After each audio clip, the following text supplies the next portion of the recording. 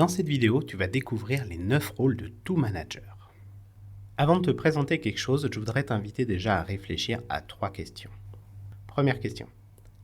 Quel est le but premier d'un manager? Si tu devais me résumer ça en une seule phrase, à quoi ça sert un manager? Pourquoi il est là? Deuxième question. Quelle est ta place dans l'équipe si tu devais me faire un dessin? Donc l'idée, c'est que tu puisses griffonner quelque chose sur un bout de papier et que tu vois où est-ce que tu te situes dans l'équipe. Troisième question, c'est quoi le job d'un manager beaucoup plus en détail? Pour ces 3 questions, je vais te laisser maintenant 3 minutes pour que tu puisses y répondre et on se retrouve juste après.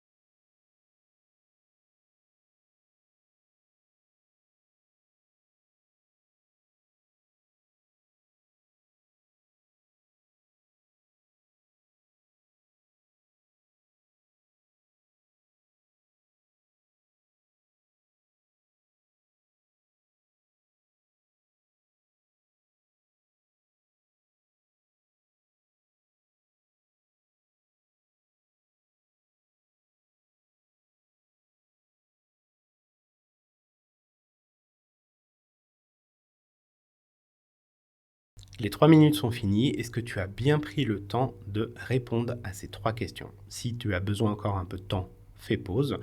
Sinon, je t'invite vraiment à le faire. Parce que si déjà tu ne prends pas 3 minutes pour répondre à ces 3 questions fondamentales, fondamentalement, est-ce que tu vas vraiment investir du temps pour mettre en place ce qui va être nécessaire de mettre en place? Au besoin, refais pause. Sinon, je passe à ce que je voulais te montrer. En tant que manager, tu vas être au carrefour de plusieurs intérêts divergents. Tu vas avoir celui des actionnaires et propriétaires des outils de travail. Quand on est dans le privé, si c'est dans le public, ça va être l'État ou une collectivité. Tu vas avoir les dirigeants et dirigeantes d'entreprise ou les lignes de direction. Et tu vas avoir les salariés. Et chacun va avoir un intérêt différent. Les propriétaires des outils de travail, leur objectif, eux, c'est de faire le maximum de profit en un minimum de temps. Les dirigeants et dirigeantes d'entreprise, eux, c'est d'améliorer les résultats de l'équipe et qu'ils puissent du coup perdurer dans leurs fonctions. Et les salariés, leur but, c'est d'être heureux dans la vie en travaillant, tout simplement. En tant que manager, tu vas avoir là un choix stratégique à faire, celui de la voie classique et celle de la voie que je vais te proposer dans cette formation. La voie classique, c'est la voie de l'efficacité. La voie de l'efficacité, elle vise à améliorer les résultats de l'équipe. Elle va utiliser comme stratégie principalement celui du bâton et de la carotte. C'est de fonctionner à coup de primes, à coup de promotion, pour inciter les gens à faire des efforts, et à coup de sanctions si quelque chose ne va pas. Ce système, il pose bien des problèmes et ce sera développé plus tard dans la formation, mais il va générer entre autres un plafond de verre. C'est-à-dire qu'à un moment, on ne peut pas te donner plus, on ne peut pas donner plus à tout le monde. Et donc si tout le monde fait des efforts, il n'y en a que quelques-uns qui pourront être promus, quelques-uns qui pourront être augmentés, puisqu'il y a des limites budgétaires à tout ça. Et qu'est-ce qui va se passer pour les personnes qui sont les plus performantes au sein de l'entreprise ? Elles vont tout simplement partir.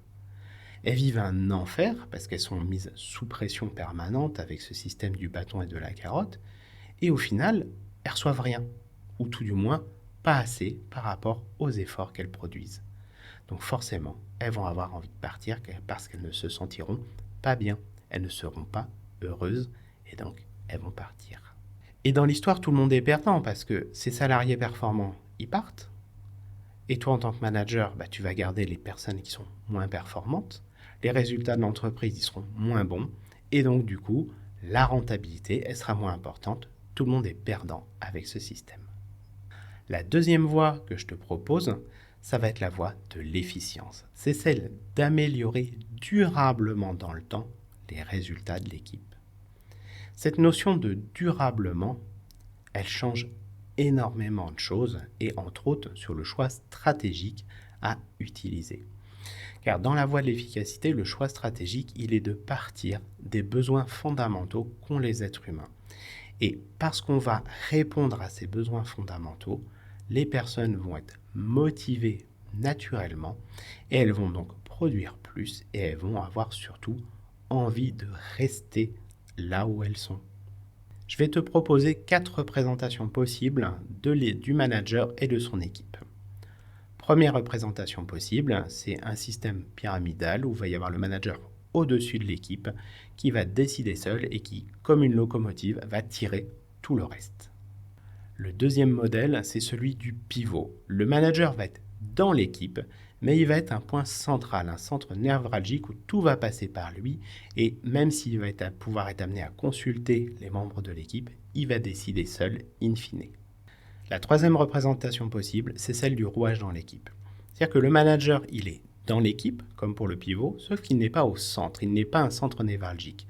C'est-à-dire que les individus vont pouvoir être autonomes, gérer des choses tout seuls, et le manager, lui, il va prendre des décisions avec l'équipe en conservant au besoin un droit de veto et en s'octroyant de temps en temps les pleins pouvoirs sur certaines décisions. Et la quatrième représentation que je te propose, c'est celle d'une fonction support. C'est-à-dire que là, le manager, il n'est plus dans l'équipe, comme pour le système pyramidal, mais il est à côté, il n'est pas au-dessus. Et donc, il accompagne l'équipe à prendre ses décisions elle-même. Dans ces 4 représentations, il n'y a rien de bien, il n'y a rien de mal. Toutes sont valables. Tout va dépendre de toi, où est-ce que tu en es dans ton incarnation du rôle de manager, et de où est-ce qu'en est aussi l'équipe. Parce que si toi, tu as une expérience de manager très importante, mais que tu es avec une équipe uniquement composée d'intérimaires, ça peut être compliqué de mettre en place des fonctions support. Les gens, ils attendent plutôt une locomotive. Donc, ça va dépendre beaucoup des contextes. Mais je te présente les 4 modèles pour que toi, tu puisses décider, en fonction de là où tu en es, de ce qui fait sens et ce que tu as envie de mettre en place. Pour illustrer ces 4 modèles, je vais te proposer un exemple qui est celui de poser des congés. Et en fonction des modèles, la mécanique et le choix que va faire le manager dans ce qu'il va dire à ses équipes va être extrêmement différent. Donc si je reprends mes 4 modèles, la locomotive, elle va dire quelque chose du genre « Posez vos congés et je les valide ou je les refuse ». Donc là, on est vraiment dans quelque chose d'extrêmement descendant. Le pivot, il va être amené à dire des phrases plutôt de ce style-là. « Posez vos congés et si je vois des doublons, j'en reparle avec les intéressés ». On est vraiment dans cette notion de « je centralise » et après, je vais voir les personnes pour faire les ajustements. Dans le cas du rouage, ça va être un petit peu différent. Posez vos congés et nous consacrerons lors de la prochaine réunion d'équipe un temps pour décider des ajustements à réaliser avant que je valide. Donc là, on est dans un système vraiment participatif où à la fin, le manager valide l'histoire. Et dans la fonction support, va y avoir une petite subtilité. Posez vos congés et nous consacrerons lors de la prochaine réunion d'équipe un temps pour que vous décidiez des ajustements réalisés avant de les valider.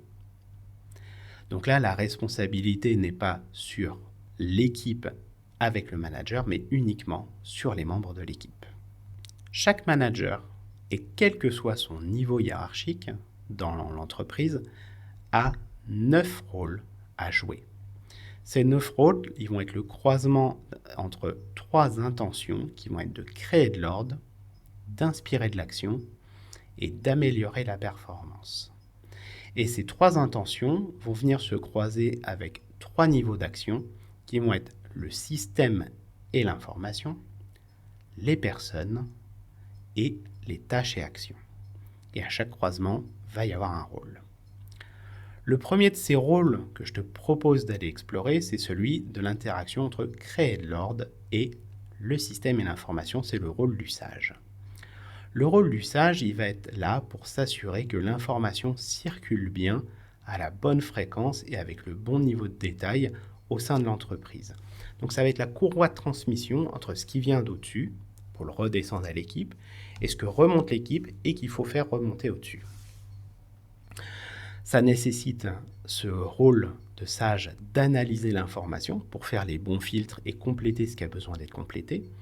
Et ça nécessite aussi de gérer le risque, de savoir qu'est-ce qui va être important d'aller faire remonter ou pas, et qu'est-ce qui va être important de faire redescendre ou pas. Pour le deuxième rôle, on va rester sur créer de l'ordre et on va basculer maintenant sur les personnes avec le rôle d'organisateur. L'organisateur, il va avoir plusieurs fonctions qui vont être de définir et d'être garant du cadre, d'organiser la répartition du travail entre les différentes personnes, de s'assurer et d'anticiper la couverture des activités, d'évaluer la charge de travail de chacun et s'assurer qu'il n'y en ait pas qui sont en train de crouler sous le boulot pendant que d'autres se tournent les pouces, et d'incarner l'exemplarité dans ce qu'il fait.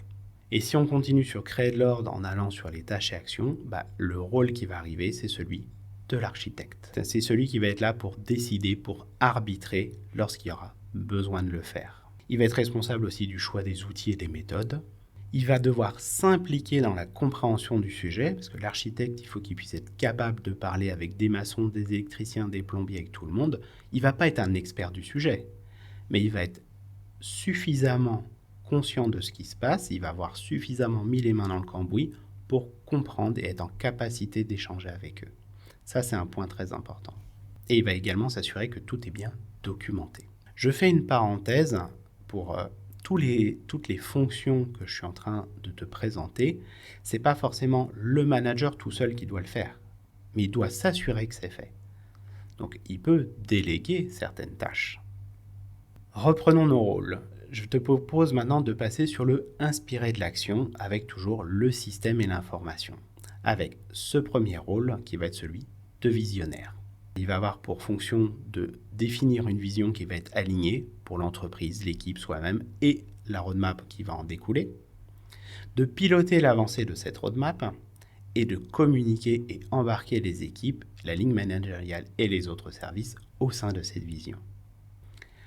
Lorsqu'on passe au niveau des personnes, on va être là dans le rôle du développeur. Ça va être comment j'aide les personnes à monter en compétences, comment je délègue et comment je favorise la motivation. C'est un rôle qui est vraiment central. Et lorsqu'on passe sur les tâches et actions, on va avoir le rôle de guide. C'est la personne qui va s'assurer qu'on définisse bien des plans d'action qui sont en lien avec la vision et la roadmap. Il va piloter ces plans d'action parce que si ça dévie de la route, de pouvoir s'assurer qu'on remette les choses dans la route. Et il va aussi s'assurer de toute la communication sur l'avancement de ces différents plans d'action à l'équipe et à la ligne managériale. Pour la suite, on va aller maintenant sur le améliorer la performance avec le système et les actions, avec le rôle de pilote. C'est là où on va retrouver tous les indicateurs avec leur définition, s'assurer qu'ils soient pertinents, aller les challenger régulièrement, les piloter, que ce soit en réaction mais aussi en anticipation, de piloter les budgets, les couples gain-investissement et piloter la relation client. Lorsqu'on passe aux personnes, on va être dans le rôle de fluidificateur. J'avais Géo aussi, mais bon, voilà. L'idée, c'est comment créer et maintenir un écosystème permettant à l'équipe d'être efficace ensemble. Son rôle, ça va être aussi de favoriser certaines tâches hors production, par exemple sur des projets, des choses comme ça, qui vont permettre à l'équipe de grandir. Et comment il va aller aussi s'assurer qu'il va affecter et recruter les bonnes personnes pour les bonnes places. Et le dernier job qui va avoir à faire notre manager sur le améliorer la performance pour les tâches et actions, c'est celui d'optimisateur. Ça va être là comment il va chercher à optimiser les process que réalise l'équipe, que ce soit au niveau des coûts, des risques, de la satisfaction client. Il va être là aussi pour s'assurer de traiter les irritants, c'est tous les trucs qui énervent au quotidien l'équipe et comment on peut essayer de les diminuer, voire de les supprimer. Et aussi faire de la veille technologique et méthodologique pour rester à la page.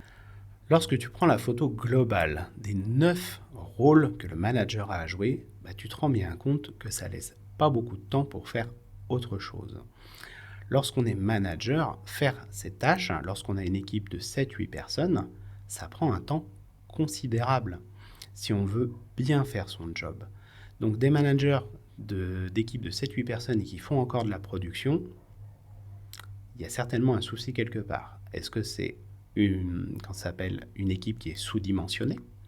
Est-ce que c'est le manager qui fuit ses responsabilités, qui se réfugie dans son domaine d'expertise et qui préfère faire ça plutôt que du management? Je ne sais pas. Mais il y a certainement un problème. Quand on est sur des équipes plus petites, 2, 3, 4 personnes, le manager il va se retrouver à faire de la production, c'est inévitable. Mais là, il y a un énorme danger. C'est pour ça que donner un rôle de manager sur des petites équipes, c'est vraiment un piège parce qu'on va avoir une tendance à donner la priorité à la prod, alors que le management est tout aussi important pour durer dans le temps. C'est tout pour cette vidéo. Je t'invite à répondre aux questions d'auto-coaching qui sont en dessous et je te retrouve dans la prochaine.